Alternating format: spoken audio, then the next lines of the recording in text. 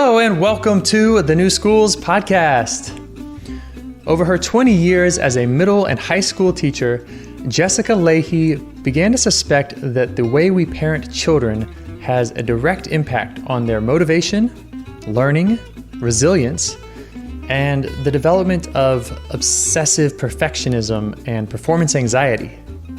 Her research in those areas resulted in the New York Times best-selling book, The Gift of Failure: How the Best Parents Learn to Let Go so Their Children Can Succeed. In it, she details how allowing children to experience failure is an integral part of becoming successful, resilient, and self-reliant adults. Her second book, The Addiction Inoculation: Raising Healthy Kids in a Culture of Dependence, will be released in April 2021. Jessica writes about education, parenting, and child welfare for The Atlantic, Vermont Public Radio, The Washington Post, and The New York Times. She is a member of the Amazon Studios Thought Leader Board and wrote the educational curriculum for Amazon Kids' The Stinky and Dirty Show. She is the co-host of #AmWriting podcast, a show about writing, reading, and getting things done. Jessica earned a bachelor's in comparative literature from the University of Massachusetts and a JD with a concentration in juvenile and education law from the University of North Carolina School of Law. She lives in Vermont with her husband and 2 sons. Today's discussion is on many topics, among them getting support around non-directive and free-range parenting styles, how learning opportunities get lost when parents step in to rescue their children, what parents should look for in a school, and how we can foster intrinsic motivation in learners. And now I'll turn the mic over to your host, Shannon Falkenstein, speaking with Jessica Lahey. Hello, Jessica Lahey, and thanks so much for being on the New Schools Podcast. We're so happy to have you here today. Thank you so much for having me. It's always so much fun to get to talk about this stuff. Right, I agree. I can't wait to dive in here. So first question is, would you tell us what is your favorite thing about working with young learners? Oh, favorite thing. Well, I've taught every grade from 6 to 12, and I have to admit I do have some favorite sections in there, and definitely middle school. So like I love 6th, 7th, and 8th grade. When I was teaching in middle school, I was teaching a jam-packed schedule of Latin 6, 7, and 8, writing 7 and 8, English 7 and 8, and so it was just nuts.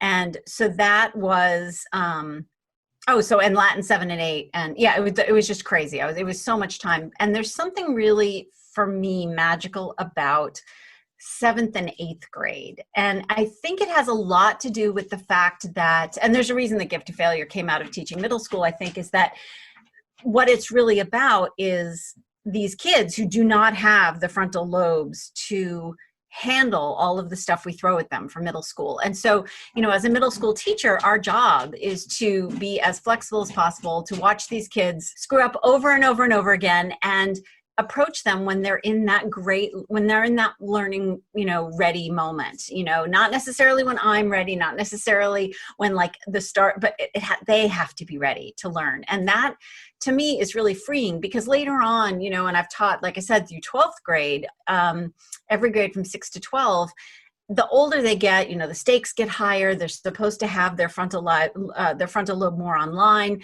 where our expectations go up for them. Whereas with middle school, there's this freedom in, look, this is like kids screwing up all over the place. And that's the vibe. That's the thing. That's the goal of middle school. And that's what makes it such an incredible experience for people who love that age group. And I totally get, there are times when I talk about how much I love teaching middle school, people are like, I'm sorry, what? Just like, the last 5 years of my teaching career were with kids who had, for the most part, failed out of regular school systems altogether, just not in terms of actual Fs, but in terms of just it wasn't working for them, and they had issues with substance abuse. So for me, those kids were really fun too, because there's this freedom to try lots of creative ways to make learning happen. I mean, it really comes down to, these kids who are in rehab and they don't want to be in rehab, and they really, really, really don't want to be required to go to school in rehab. So my job becomes all about engagement. There's really hardly anything else that I have to deal with. And so on a daily basis, I have to have like 12 possible lesson plans, see what people will engage with and what they won't, be a little bit more flexible, and realize that I have to, teach those kids right there in front of me in that moment, as opposed to some imaginary idea of who I had, who I thought might be in the classroom in front of me on a given day. And they're dealing with, when you take the drugs away, they're dealing with all the traumas they didn't want to have to deal with before. And so emotionally, they're completely fragile. And somehow that freedom to understand that it's going to be a mess, both in middle school and with those kids that I was teaching in the inpatient drug and alcohol rehab, there's something really appealing about that. And I guess that must come down to, it's crazy that I'm about to say this because I never would have said this about myself, but you have to have a certain comfort with chaos, or comfort with flexibility, or comfort to like turn on a dime and say, this isn't working, let's do something else. And I really like that a lot. I like being kept on my toes by kids. And so I think the middle school and the sort of kids who don't fit anywhere else and are having a lot of issues, those kids really appeal to me for some reason. So nice. I'm getting two things are coming to me there, is like improvisational and follow the child, like follow the. Oh yeah. Yeah, absolutely. What else are you doing? Right. And kids know when you don't see them, hear them, get them. They know when you're faking it. They know, that's one of the freeing things about it too, is that I'm subjected all the time to criticism about what I'm doing. And it may not come in the form of a kid saying, look, this lesson stinks and you need to come up with something else, but it'll come in the form of them turning and looking out the window, or them getting angry, or them, acting out in some way. And I love the challenge of what's going wrong here and how do I fix it, which is, I guess, one of the reasons I'm also a fan of trauma-informed teaching, because it all comes down to not how do you deal with the misbehavior in question, but why is that misbehavior happening, and how can I be creative in ways that try to get at the root cause, as opposed to just fixing the symptom of the root cause. So there's a lot of, I don't know, I love the problem solving involved and kid, there's nothing less complicated, I think, than teenagers. And so I think that's what makes it really fun for me. Yeah. Wow. I really relate to that. When I was teacher in conventional school, I was a middle school science teacher, and I really loved that liminal age, and also felt there was a ton of freedom there. Yeah. And a ton of creativity that I think is usually really untapped nowadays. I think the one thing, when you said that thing about liminal, it also occurred to me that when people ask me what my least favorite kids to teach are within that range, I have to say there's something about the transition years that's really hard. Like 9th grade is my particular least favorite year to teach, I guess, out of all of them.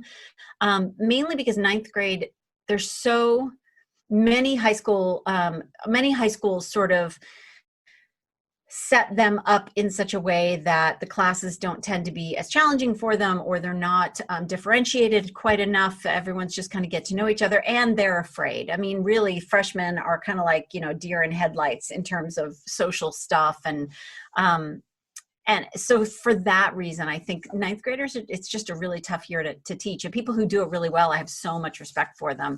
But for me anyway, it's just, there's enough fear going on that it sort of interrupts the process. So yeah, I can see that. So you wrote an amazing book called The Gift of Failure. And I think it's a very courageous book, because it's actually asking parents, educators to do something that feels radically different and feels risky, given the context of parenting in this age. So will you tell us a little bit about your book, and also about like what happened to get you to that point of writing it? Yeah. So I was teaching middle school at the time. I was increasingly frustrated with the parents of my students because those learning moments that I was telling you about, the kid who hasn't been bringing his homework to school or hasn't, he's just really discombobulated and things aren't going well. He's not really using his plan book right. And then I'm waiting for just the right learning moment to happen. And then often what would happen is the parent would sort of swan in and solve the problem for the kid. And that takes away the learning moment for me, whether it's, the parent delivering the lost homework or the parent delivering the cleats that the kid forgot to bring to school, that kind of thing. So, every time the parent rescues, that learning opportunity is lost. And it was making me so angry, which, as a teacher, one of the worst places I can be is angry at the parents of my students, because the better the homeschool relationship, the more learning happens. The other issue is, I like to joke, I was on a really high horse about it too, because I was doing the exact same thing to my own kids, just not recognizing that I was doing it. I had like this barrier between my teacher brain and my parent brain, and the things that I was doing that were working so well with my students at school, I wasn't doing with my own kids. And so for me, it came out of that sort of frustration with the parents. And then, but the problem is I was writing, I was blogging at that point. I hadn't been published anywhere big, I don't think. I was blogging as a teacher, which is great. It's a really great exercise for sort of breaking down what you do and figuring out what works and what doesn't work. And I love reading other teachers' blog posts about what they do and what works and what doesn't work. And I wrote, this study came out about the effect of helicopter parenting on motivation and learning and what it was doing to schools. And it came out of Australia. And so all of a sudden I was able to talk about the stuff that I was frustrated about without actually talking about the parents of my own students, which, is really helpful. What was funny though, is when the article, so I wrote the article, and instead of just, posting it to my blog, I submitted it to the Atlantic. And that was actually my first piece that ever ran in the Atlantic. And that piece went viral. And then that piece actually went on to become the genesis of The Gift of Failure. So it really came out of wanting something better for my students, realizing I was falling short for my own kids and wanting to do better for my own kids, starting to recognize with the research around motivation and the research around learning and how so-called helicopter parenting, or whatever it is you want to call it, whether it's directive or controlling parenting, how that affects kids' learning.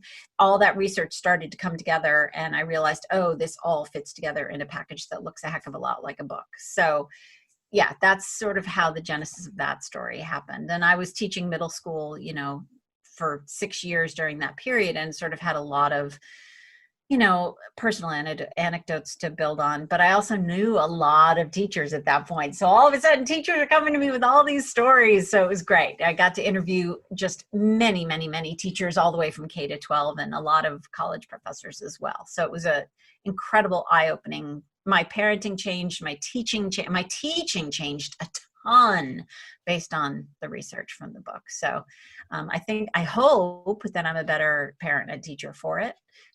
But who knows? I don't know. My kids are in the other room. We'll see what they say, I suppose. Right.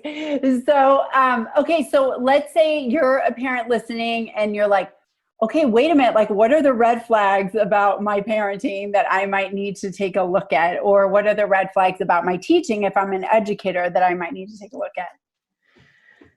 When parents ask me sort of what to keep an eye out for, I tell them to think about the best teachers they've ever had. How, if you are confused about something, or something's not working for you, or you're having a problem, and your kid is having issues with something, and they ask you for help, your automatic answer shouldn't be to give them the answer or to reteach the whole thing to them. Your automatic answer should be to support them in thinking through the problem and saying, well, especially if it comes down to homework, like, you're having trouble with number 6, but look, you did really well with number 4. So what is it you did with number 4 that you can apply to number 6? Those sort of, as a teacher, my job is often to stand there while they explain to me what they don't understand. And as they're explaining to me, they work it out in their own head and they tell me to go away, that they got it on their own. And I think being a little bit more in sort of that kind of parent is a good place to start. But remembering that the words, so when you look at like helicopter parenting or so-called controlling parenting,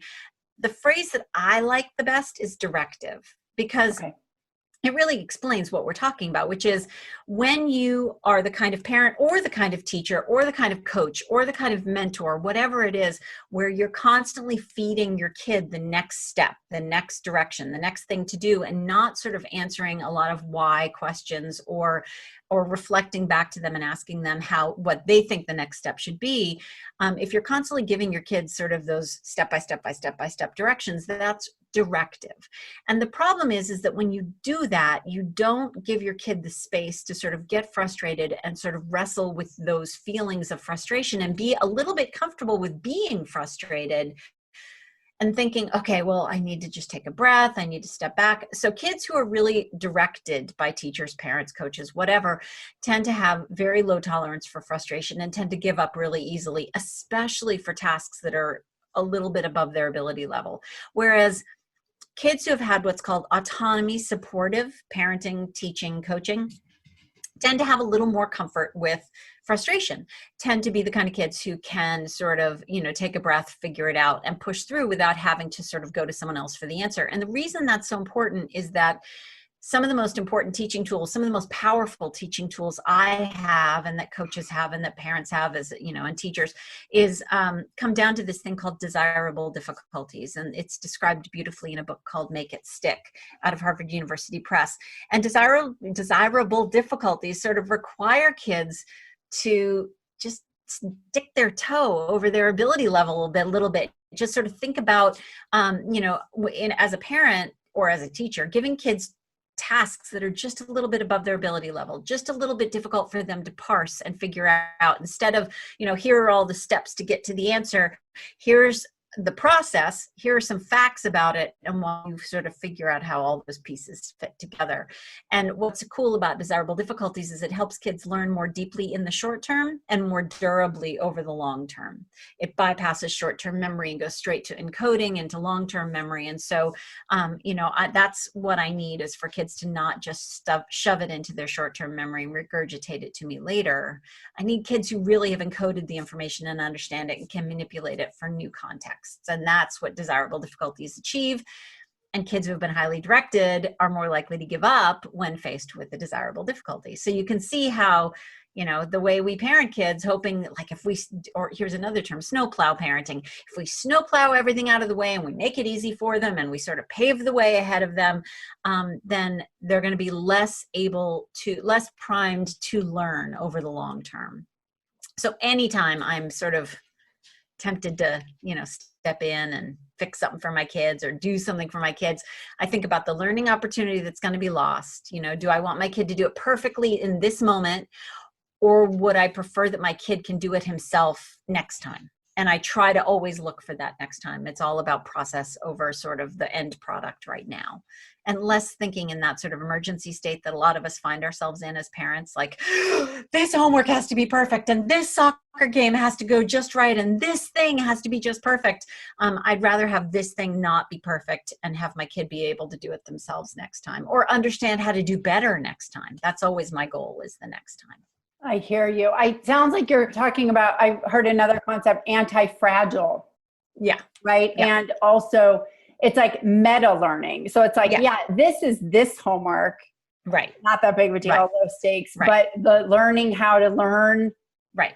to master yourself and your habits and your frustration and all that is like a gift that will give for the rest of your life, because Lord knows when you get older, there's a lot of that, right?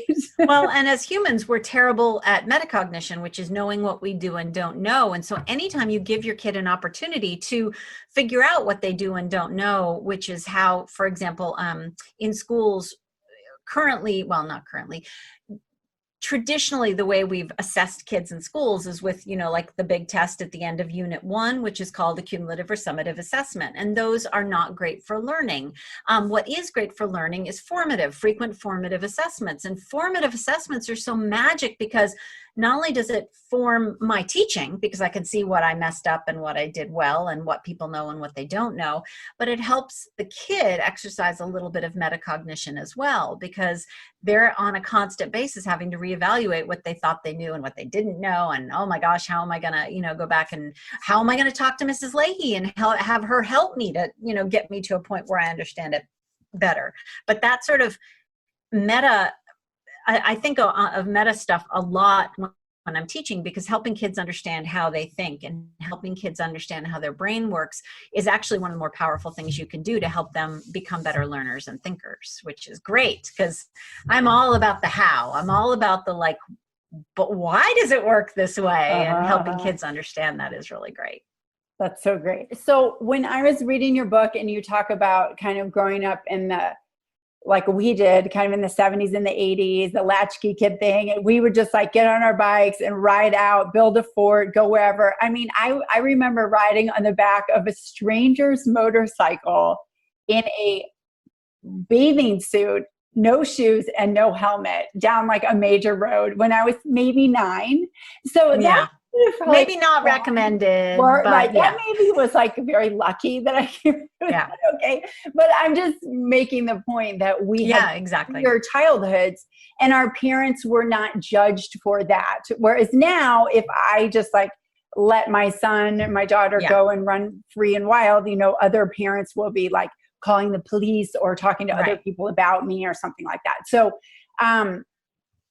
how do, I want to go straight to like, this small tribe of parents that would like to have a more wild and happy childhood for our kids and free childhood. Sorry. How do we do that? I feel like we're risking belonging. We're risking judgment. We're risking a lot to be able to do that. I feel like we all need to kind of bond together and agree that we're just going to let kids be wild again. But unfortunately, I don't know a lot of parents around me that are going to be willing to do this with me. And, I have different challenges too, because I'm living in a different place that has a lot more security risk. But anyway, could you talk a little bit about that? Yeah. So one of the big comments I get, and actually one woman followed me out to my car once after a speaking engagement. She said, look, I'm totally on board, totally get this. And I need to give my kids more autonomy, help them feel more competent. But I can't be the first parent to do it, because if I'm the first parent to do it, then I look like the bad parent, right? The teacher's going to think that I'm not on the ball. The other parents are going to think that I'm not doing my job, blah, blah, blah, blah, blah. I'm going to look terrible. And I totally get that. The other problem is there's this whole like, okay, well, kids need to go out and play with other kids and do the whole kick the can until the sun goes down thing. But right now is kind of a weird time to talk about this because of COVID. But the reality is that I could send my kid out there every day, but the problem is that there aren't a lot of other kids out there doing that because they're all at violin class and traveling soccer league and all that stuff. So it's a wonderful, my wish would be that, we in our neighborhood, it was big kids against little kids, which I guess wasn't the most fair competition, and we did terrible things to the little kids now that it occurs to me. But there was a lot of that sort of being out there and just sort of, making up our own rules and doing, I can put all sorts of labels to it. Like, we're going to go out there and build a fort in the woods.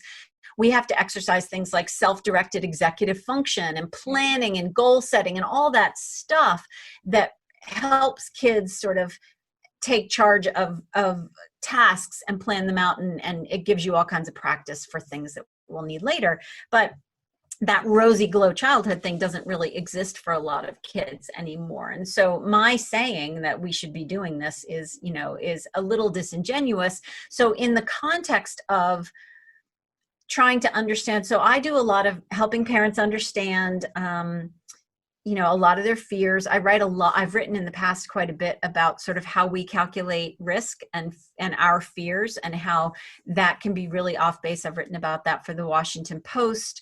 For example, I was at a school recently where the number one fear was that their kids were going to be stolen and sex trafficked. And yet at that school, and it just so happens that at that school, they had a policy that said that kids couldn't be gay, that they were not accepting of LGBTQ kids. Well, the biggest risk factor for sex trafficking for kids is to be rejected by your parents and to be rejected by your community. And so it was a really weird situation to be in, where I'm trying to explain to them that, you may be really worried about your kids being sex trafficked, but let me explain to you why, telling them to put on their seatbelt, being accepting of your kid, making sure that you don't have prescription medications in your medicine cabinet just lying around, that those things are a much bigger risk to your kid than the sex trafficking threat. Not that that's not a threat for some kids, but let's put things into a perspective and understand that we tend to react with great fear to things that are emotionally provocative. And anyway, so helping parents mitigate their fear. Speaking of free range kids, Lenore Skenazy, who wrote Free Range Kids, now has a website that's just wonderful, an organization called Let Grow. And Let Grow, on Let Grow and on what used to be Free Range Kids, she had a page. If you Google free range kids and reassuring crime statistics, you'll come up on a page that really it's a great thing to be able to point parents to say, look, it hasn't been safer to be a kid in decades and decades. And so some of these worries you have, maybe you can just sort of chill. And, it's easy to say that, but these things feel real and they feel scary because the media just want to scare the bejesus out of us at every turn. And so, it's really, you have to push a little bit, you have to push back. You have to stop listening to the people who are trying to rile us up. And the problem is often the people who are trying to rile us up are other parents. And so for me, and I wrote a piece about this for The Atlantic called Why Back to School Night Made Me Feel Like a Bad Parent, because I got to back to school night feeling pretty good, feeling pretty great. And I was nearly hyperventilating by the time everyone stopped talking about like the tutoring and the traveling cello and the traveling soccer and all these things. Whereas, I knew going into it that everything was cool and things were going pretty well. And yet I started to doubt myself because of this very contagious pressured parents phenomenon thing that Wendy Grolnick writes about really articulately in her book, Anxious Parents, Pressured Kids, or Pressured Parents, Anxious Kids. So yeah, we do it to each other and we need to just knock it the heck off. So find parents who think the same way you do and seek some solace and some support in those parents. When my friends' kids, our kids are all applying to college at the same time. And so we jokingly say that we're allowed to smack each other across the face if we start to freak out. And little things like saying, the one thing I realized is that when my older kid applied to college was that one small thing I could do to show him that this was not about me, that I was not going to be taking my sort of parenting report card based on where he ended up going to college was I said, look, sweetie, this is a really personal decision for you. And the one thing I will not do is put a sticker on the back of my car. This is the college you end up going to is I don't get bragging rights in the grocery store parking lot because of your educational choices. So that was our small symbolic act to say, you're yourself, you're your own person over here. I'm the parent. I'm not going to be looking to you to be like my parenting report card. And having friends that support you in that same sort of thinking, that's been invaluable. And I have two close friends who really were constantly supporting each other in that kind of thinking. Wow, I love that. I think that's a great test case. Like, how do you feel about the sticker on the back of the car that parents can think about that? Does that represent a grade for your parenting? Or are you like, I love you, it's your journey. Right. Me, I'm agnostic. I don't care where you go to college or if you want to be a clown. Like we say it at Acton. Right. I don't care if you want to be a clown. Just go and be the best clown that you can be. Yeah. Like we're agnostic as to how they turn out. Well, and that may be someone else's thing. Just for me, that was the one thing. And actually, that one of the other parents I'm talking about is KJ Dell'Antonia, who wrote this wonderful book called How to Be a Happier Parent.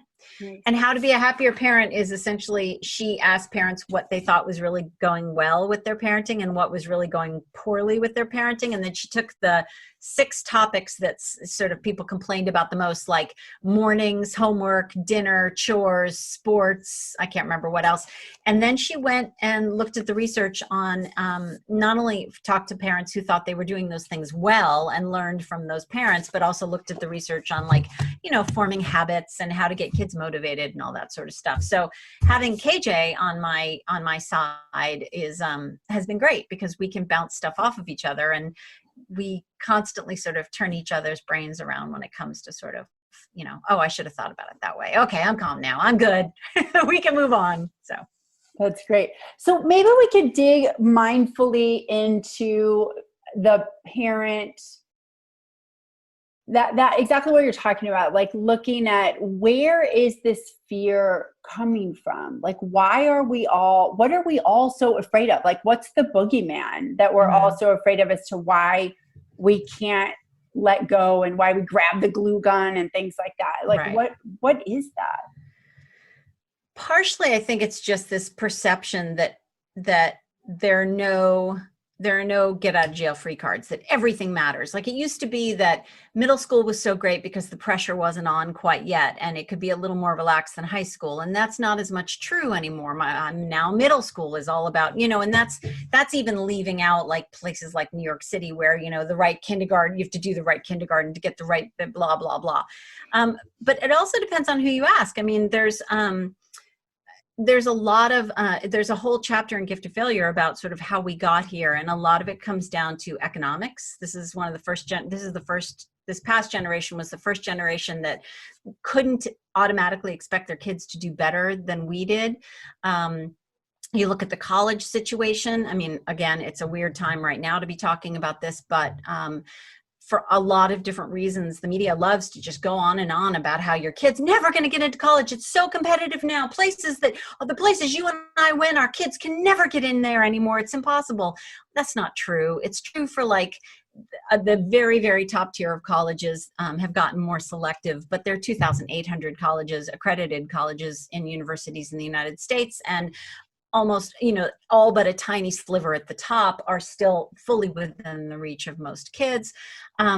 There's the fact that we're having fewer kids. There's the fact that we're having kids older and after more education and more time in the workforce. And then we sort of are used to having a lot of short-term evaluations on our progress. And without that, we tend to look to our kids to be our short-term evaluation of our progress. So we're looking at their grades. We're looking at the number of goals they get. And we're like, okay, I'm doing great because my kid is successful. And I can't even imagine my parents judging their own worth as human beings based on, I know they're proud of me, but like during high school, they never picked my classes for me. I checked in with them about grades and stuff like that, but it was never about, oh, I can't be seen with my friends talking, if you get a C in chemistry. That was just sort of not a part of the mix. And it very much is now. It's, people looking to their kids to be their report card for their parenting is very much a reality for parents now. Wow, that's so interesting. So it's right. It's like we're judging our own progress based on what our children are doing, which is kind of not really fair to them. And oh my gosh, it's so unfair to them. It's so unfair to them. And it leads us to disempower them constantly. Yes. To try to like up our marks. Right. Right. Well, not only that, selfish in the end. Absolutely. We're co-opting their successes as evidence of our successes. And so all of a sudden we take ownership of something that should be all theirs. Right. And, there have been moments, in my kids' lives where I realized, wow, they're taking my ability to co-opt it away from me on purpose. My kid screwed something up once and it was really kind of complicated, but he screwed something up and it was going to mess up his summer job. It had to do with an accreditation he needed for something. And so he didn't tell me about it. It was a big deal at the time. He didn't tell me about it, and he figured it out by himself and solved it on his own and came to me after the fact and said, by the way, 2 weeks ago, I really screwed this thing up, but I didn't tell you about it at the time because I really wanted to be the one to fix it because it was my fault. And that moment for me, seeing my kid so proud of himself for the way he handled it all on his own and realizing the reason he didn't tell me is because he really wanted to be able to handle it on his own without my interference. That was a huge moment of, okay, this kid's going to be okay because he doesn't need me to fix things for him. And I would have been all over it. And I don't know that I would have been any more successful than he was, but I certainly would have worked really hard at it and taken all of his sense of pride away. Yeah. Oh, that's a great story. So what would you say to parents looking for a school environment that is kind of more related to what you're talking about, that believes in the gift of failure, that believes in growth mindset? What are the kind of aspects that parents should look for in a school? I was really careful not to attach a particular educational theory to the book. I will say that I particularly love speaking in Montessori schools.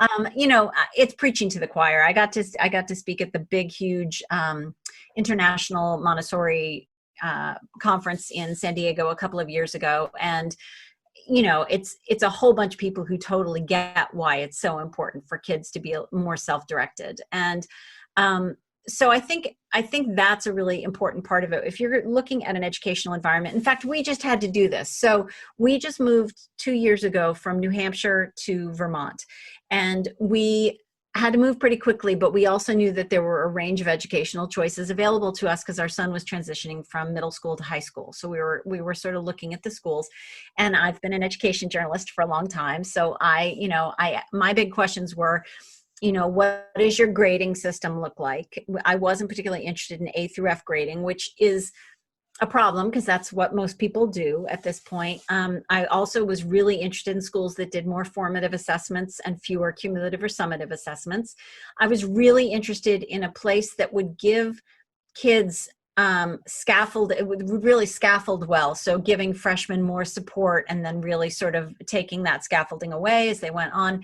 And I was really fortunate to find the high school in our district. It's sort of a regional high school, wrote an entire book on standards-based grading, and really believes in formative assessment, and has they don't do A through F grading. They do a standards-based curriculum and a standards-based assessment instead. So I was very, very fortunate in that I was able to find that in a public school, which is unusual. But I'm really optimistic because things are moving in that direction. I spoke at the Association of Middle Level Education a couple of years ago, and the number of middle schools that are switching over from A through F grading to standards-based grading, which is, for those people who don't know, instead of getting a report card that gives like a C or a B in English or whatever, and as a teacher, I look at that and I'm like, great, I don't know what that kid does or doesn't know. Or for my own kid, I'm like,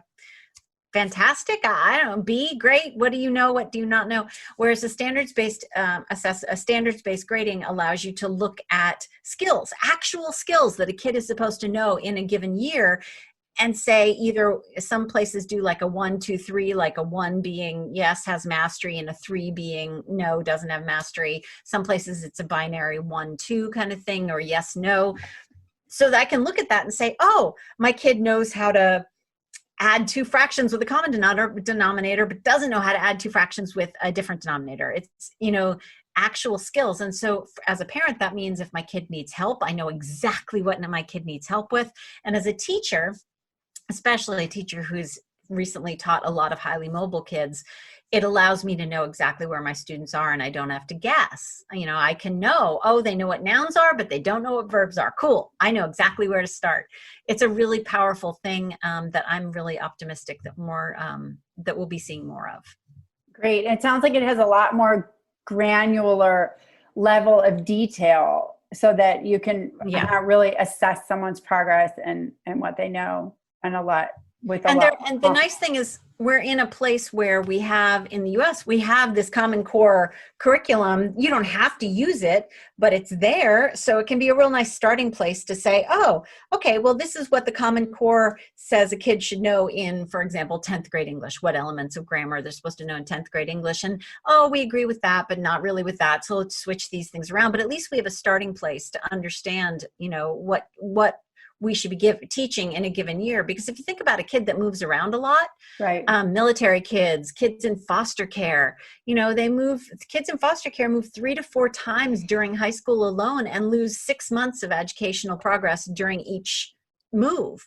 So if we could have, eliminate the repetition and sort of know where kids are all the time, I mean, that's what makes for a great teacher, is teaching the kids in front of you instead of the kids you sort of wish you had in a given classroom. And how about self-directed education? How do you, just tell us more about what's your take on that?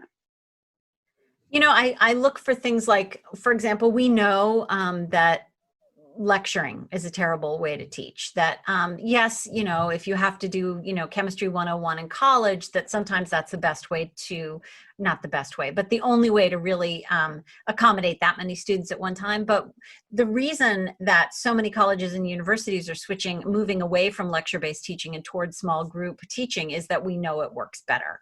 We know that more peer-to-peer teaching, more kids sort of being able to assimilate the information in their own time and then apply it to things tends to work better. So looking for, how do you teach? Do you just sort of stand there up at the front of the room and download out the contents of your brain to the kids? Or are you giving them opportunities to take ideas or projects and go out there? And, while you don't have to go all in either. If you've ever watched the documentary Most Likely to Succeed, you know that High Tech High is all project-based learning. And the problem is that you can't have one teacher wanting to do that in isolation. If you're going to create a school where, and I love project-based learning, I think it's fantastic. At the same time, though, it works at High Tech High because everyone's trained in that. Everyone knows how to do it. Everyone's on the same page. But at a lot of high schools, you could have one teacher doing a lot of lecturing, another teacher doing a lot of project stuff, another teacher doing, a mixture of the two. And it really helps if you're in a place where you have a cohesive sort of philosophy about what works for teaching and what doesn't, and you're actually using evidence-based practices as opposed to oh well, this is how I was taught so it must be fine kind of thing, because that doesn't work for everyone. And certainly we know lecturing does not work for most kids or for most people in general. Right. I heard a statistic that after like 14 minutes of listening to a lecture, your brain is actually less active than when you're asleep. Yeah. Yeah. And that's how we and what's so funny about that is you can do just this. Let's say you do have to lecture. Well, have your kids, your audience just stand up for a second and just shift their weight from foot to foot. And it'll wake up certain parts of your brain that have fallen asleep during the process of.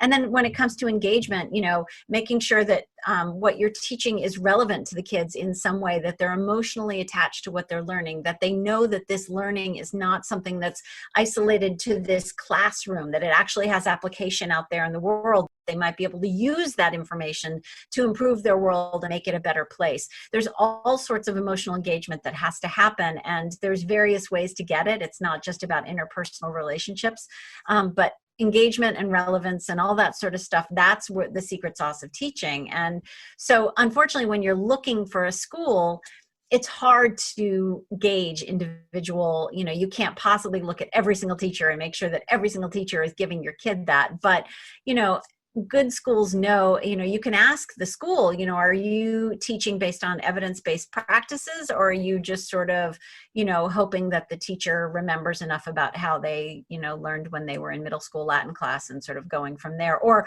are these people who know their subject really well, or are these people who get professional development on a regular basis and are really learning about learning in the brain? The most recent science on reading. I mean, there's a huge disconnect right now between the way we actually teach reading to kids and what works in helping kids learn to read. And there's been some really great stuff recently at oh goodness, where have they been writing about it? I'll have to send you a link. But there have been a couple of really great podcasts on and articles written about the science of reading and what really works and what doesn't. And it's a huge, very combative topic right now, especially if you go out there on Twitter and tweet something like, how do kids learn how to read? What's the best way to do it? It'll be like, and it'll blow up in your face, because education Twitter right now is arguing heartily about both sides of the, phonics versus, it's just, yeah. Yeah. Anyway. Versus coding. Great. Well, I'm going to check that out. Yeah. So I want to touch a tiny bit on, I just have so many things I want to ask you, but number one, I want to ask you, what do you predict will be kind of, what will be some major shifts that we will see post-COVID? Because I predict, or I think that, students are learning in such a different way now, and they're kind of losing those old habits and assumptions because they're all doing something different right now, And so then when we go back, I feel like educators, administrators, but especially students are going to be like, wait a minute, why are we doing it this way again? And there's going to be some big changes. It's very difficult to predict, but what do you kind of think about what's going to happen post-COVID in education? One of the things that has been great has been kids getting more sleep. I think that, I'm a huge advocate for sleep. It's sort of it's a big family priority at our house. And so, I've written about sleep as well. I've written about, the American Academy of Pediatrics recommendation that schools should start later, especially for adolescents because of their sleep phase delay. So I think kids finally getting enough sleep is going to be, I hope, a driver for change, because and I'm hoping that people are doing research on it as well, although it's hard to tease out all the various elements that are happening in COVID. The other thing is, I think some kids have had more autonomy, at least in our house. Like, I don't know what's going on. It's happening on the computer.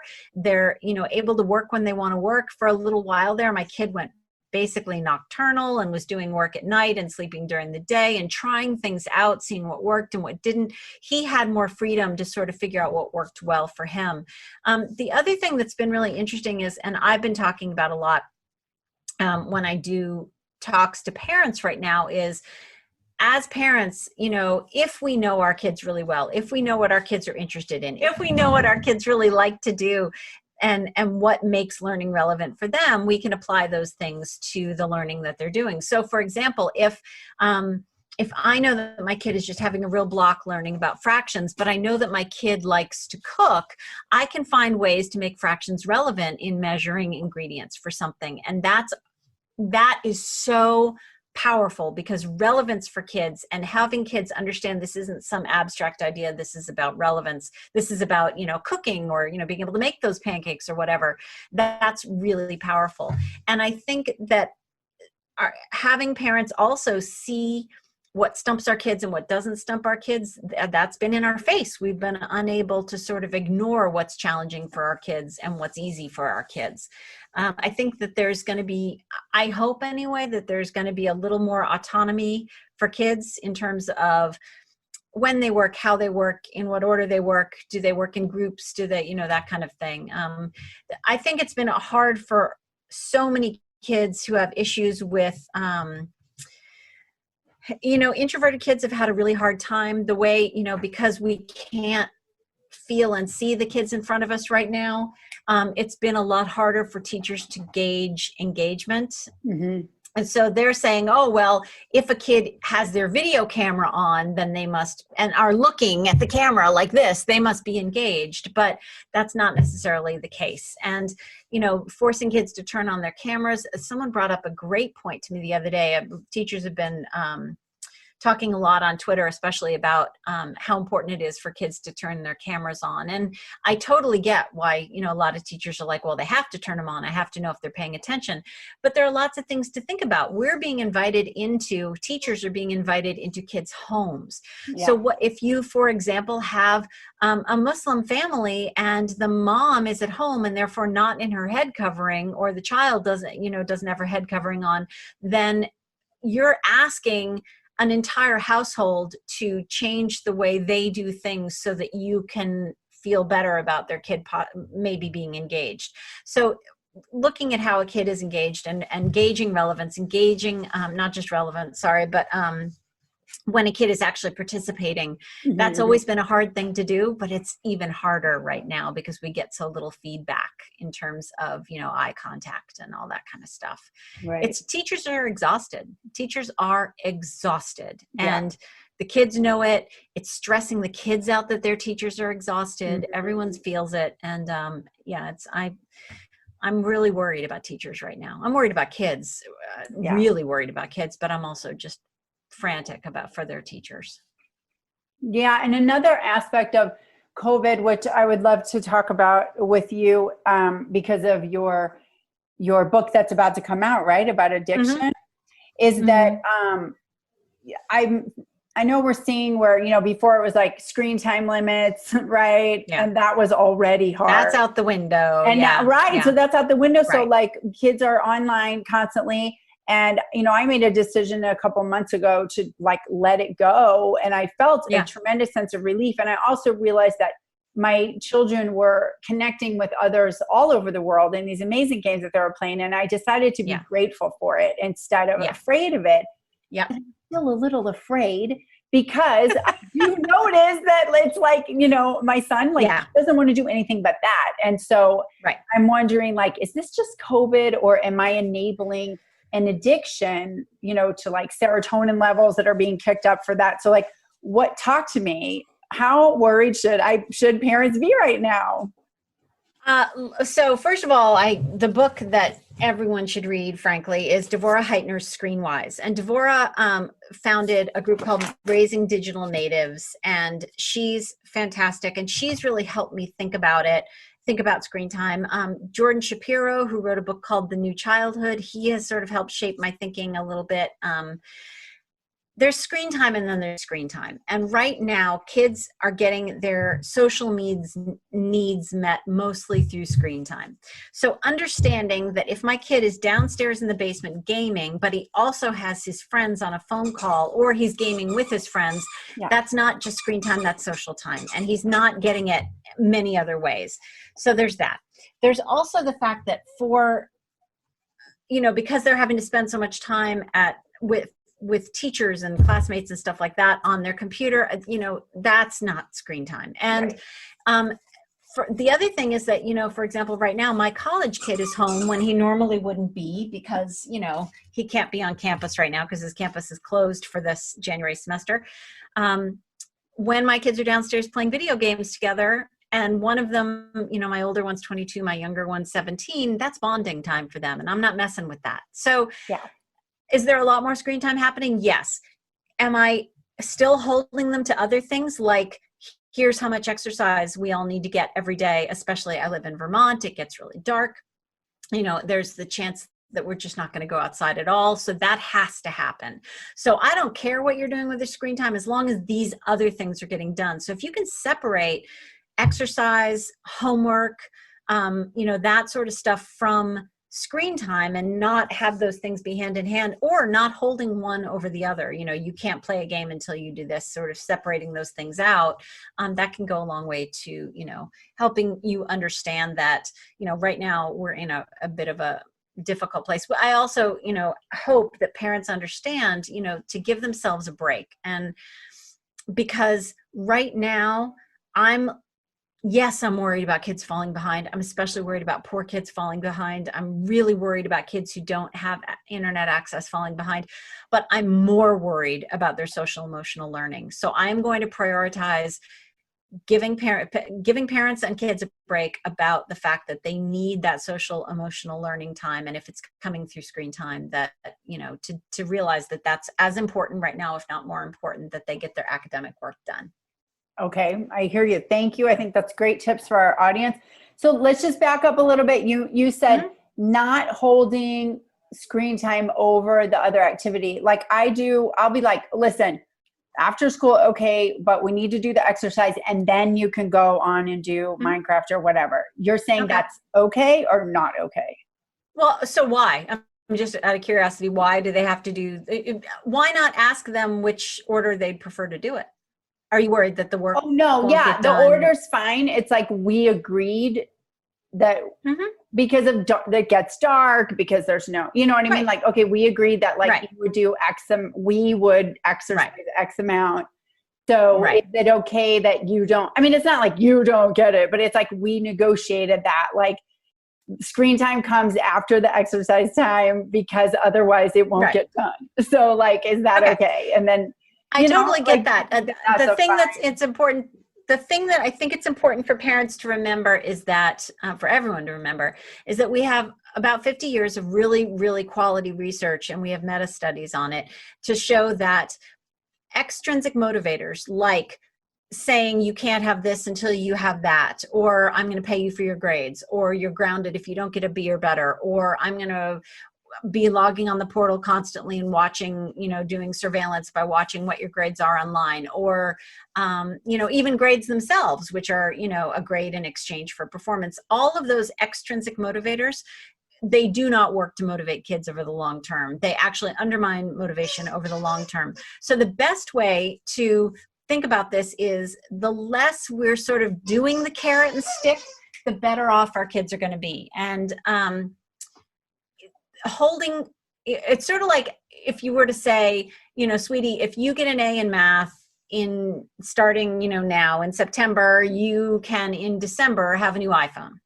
Well, you're asking kids to do something that, especially younger kids, that their frontal lobes just can't handle, which is to hold this long-term exchange, goods in exchange for performance. There's so many reasons that it doesn't work. But the reality is that when we use extrinsic motivators of any kind, control, an exchange of love, and, saying, giving our kids lots of praise and loving them more when they get high grades versus when they get low grades, all of those things actually undermine their motivation. They do not promote motivation. They actually undermine motivation. And they're tricky because they work in the short term. So, feel free to use it as a one-off, that kind of thing. Or if your rule is, you have to do the exercise before you do the screen time because the sun is going to go down at 4:00 in the afternoon or 3:30 in the afternoon. And so it just makes sense that way. That makes sense to me. But more often than not, I'm going to try to err on the side of not saying, if you do this thing I want you to do, I'll give you this, because over the long term, it's going to backfire. It's not going to work. It's going to undermine their motivation. What's a better way? So overall, the better way, and this is really what's at the heart of Gift of Failure, is to try to build their intrinsic motivation to want to do the thing for the sake of the thing itself, which sounds like some Pollyanna crazy talk. But the way you get that is by giving them three things. First, autonomy. Mm-hmm. So, so for example, if you say, look, your job right now is to get your homework done, to show up for your classes and get your homework done. The details of that, as much as is developmentally possible, developmentally appropriate, is to leave the details to them. Or talk to them about the details. Sweetie, I've always, for example, like coming home from school, and if you were to say to your kids, which I did one time, I said, in your perfect homework day, what would your perfect homework day look like? And you can't say there isn't any. Right. What would it look like? And one kid said, I would want to come home and run around outside and play because I've just had to sit still at school all day long, or I've had to sit in front of a Zoom computer all day long. I can't just go straight to the homework. And we need to understand also that self-control is a limited quantity. It's not like we have unlimited self-control when it comes to kids. There are really good studies on that. And then my other kid, willpower is like a limited resource. Absolutely. And then my other kid said, well, no, I want to get my homework done right away because then I want to be able to be free from that mentally and be able to do stuff that I enjoy. And I wouldn't have known that they had two very different approaches to it. And if I had just shoehorned them both into the same approach, one kid is going to be, miffed all the time and less motivated to do his work. So giving kids a little more autonomy, letting them control the details, giving really clear expectations, talking about really clear consequences, and then letting them have some control over the details. That's autonomy. Number two is competence, helping kids feel more competent and not just confident, like not saying, constantly, oh, but you're so smart, you're so talented, you're so gifted, it'll all be great because you'll be blah, blah, this very empty sort of optimism thing. But helping kids, get through something, letting them screw up, letting them try again, supporting them through that learning process. So autonomy, competence, and then connection. And for parents, it's super simple. It's loving the kid you had, not the kid you wish you had, and not just loving them based on their performance. And that connection of knowing that you're there for them no matter what, that what you care about is the learning, and what you understand about this learning process is that it's a long-term thing, that it's not like this homework assignment, it's a long-term thing. So if this goes wrong, what are we going to do differently next time? What are we going to change so that something goes differently next time, whether it's better or worse? And those three things are what really do prime us for having intrinsic motivation to do whatever it is we need to do. And being more controlling of kids has the opposite effect. It undermines their motivation to want to do the things that we're trying to get them to do. Okay, thank you so much. So about addiction and screen time currently during COVID, it sounds like you're saying that screen time is like a coping skill in many ways, like social, emotional, like you said, screen time, not all screen time is equal. And so you feel that after COVID, once normal sports, normal socialization and all that stuff is reinstated, that children will be, it's like that addiction study, the Rat Park addiction study. Rat Park, yeah. So it's like exactly. Now that they have Rat Park again, they'll be like, take me to Rat Park where I can connect and be social and be outside and be in the sun and all that. And then, and then that addiction problem will take care of itself because they will have options to choose from that are more attractive than Minecraft. Well, and for those who don't know about Rat Park, I mean, essentially, rats with nothing to do in these boring cages. For a long time, we thought that rats will always choose the cocaine solution or the sugar solution or whatever over the water. But then someone thought to do another study where they gave the rats lots of interesting, fun things to do and let them be social. And suddenly not as many of them were choosing the water or the sugar or the cocaine or whatever it was that their drug of choice was. And that's absolutely true. But I think also a lot of it comes down to control. Right now, kids feel incredibly helpless. And the amount of control they had before is even less now because they can't go see their friends. They can't go I have a 17-year-old kid who's just, starting to get into that age with like the whole dating, that can't happen. So, all of this control is being taken away from them. And so one of the things that will come back with time, hopefully, is a sense of control over their immediate environment. And so a lot of things I've let go during this COVID thing, like if my kids' rooms are messy, that is totally their business. I have no interest in what's going on in their room because that is the one space in their lives they have control over. I'm giving them, the whole screen time thing has changed a little bit. There are still expectations in our house and we still have consequences if you don't meet those expectations. But anywhere it's possible for me to give my kids a little more autonomy right now, I'm giving it to them, mainly because this lack of control is feeding this thing called learned helplessness where as human beings, if we're faced with long-term pain or suffering, our default sort of instinct is to go into a ball and go helpless. But the way to short circuit that, the way to make that not happen is to give control back to the subject. So giving control to kids will help them feel less out of control. If you know what if you sort of understand what I'm trying to get at. Yes. So one of the things that I'm hoping happens is that outside stuff will come back, sports will come back, all that sort of stuff. And parents will be able to let go of knowing where their kids are every single second of the day and let them have some control and autonomy back in their lives. And hopefully some of that learned helplessness will take care of itself. I'm hoping, and the screen time and, a lot of other things that people are doing to cope. And, alcohol consumption has gone up. It's hard to know exactly what's going on with kids right now. I think it's going to be interesting to see like 2 years out, 3 years out when we have the results of sort of looking back at what went on during this time. But, pre-COVID, we were in a great place. Drug and alcohol use among kids was way down with the exception of vaping. So, alcohol use, all that stuff was really in a nice downward trajectory. But, COVID's really messing around with a lot of people's heads. And it's been a very difficult time. As a woman in recovery, it's been a very difficult time to stay sober and to find outlets that are not, out of a bottle or pills. So it's, I'm worried about the kids right now, but I'm hoping that when things get back to normal, that we'll reestablish some rhythms we had before this, and things will sort of head back in the right direction. I hope so too. Thank you. That's very. You're so welcome. Yeah, this has been great. Ever since I heard your midlife mixtape interview, I really was like hoping to be able to talk to you. So this is really kind of a peak experience and a dream come true. So I'm really well. I do have one or two other books I wanted to recommend just that would also be helpful.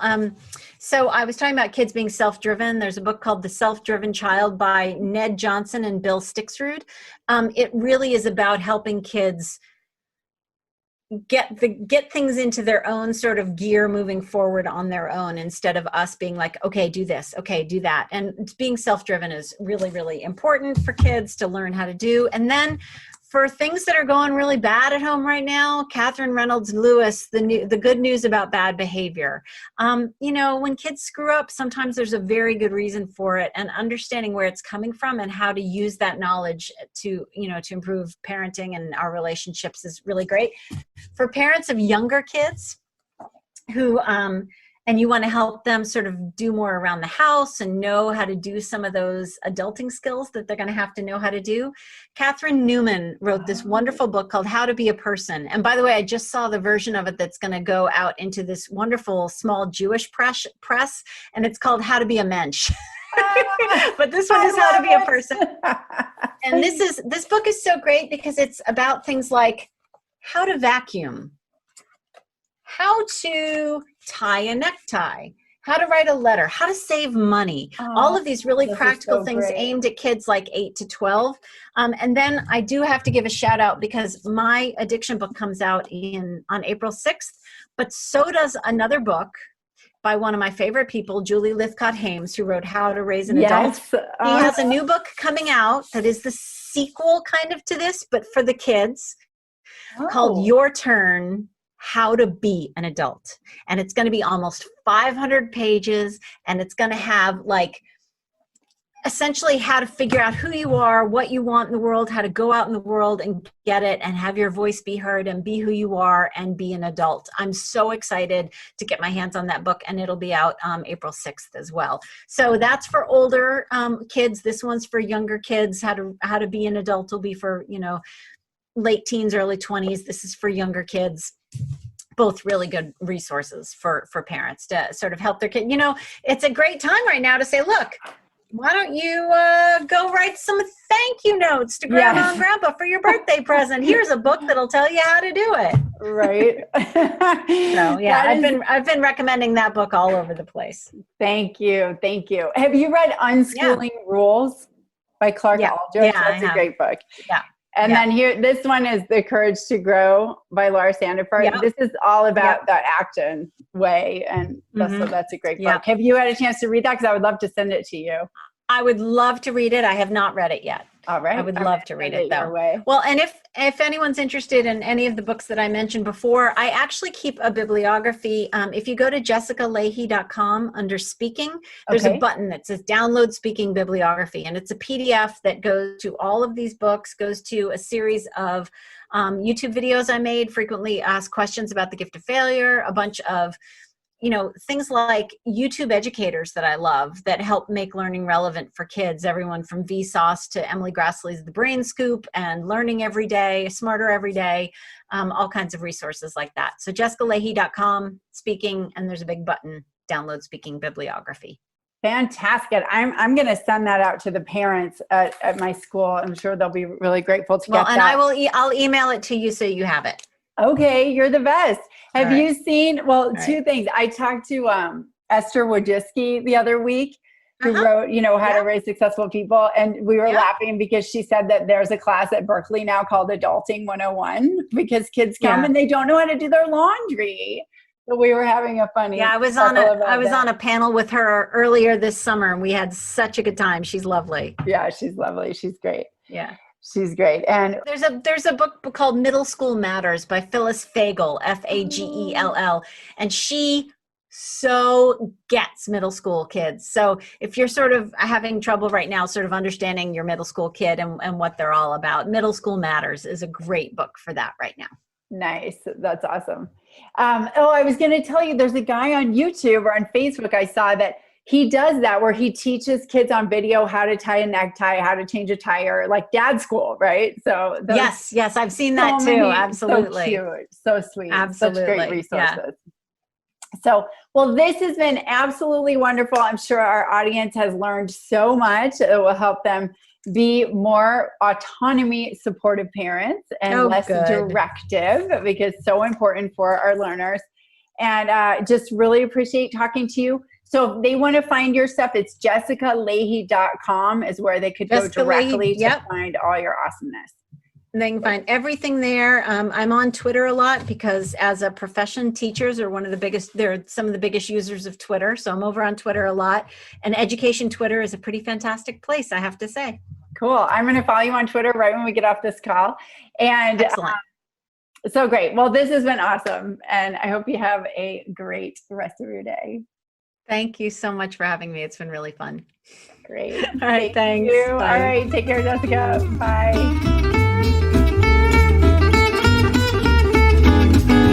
Thanks for listening to the New Schools podcast. Tell a friend. Previous episodes and show notes, including any books or websites our guests recommend, can be found at thenewschools.com. If you're a parent who is looking for a new school for your family, send us a message. We would love to help. We can answer questions, share the resources we have, and help you get in touch with people in your area who are on the same path, determined to provide their kids with the best education. It's wildly important work. Thank you for doing it, and we'll see you next time.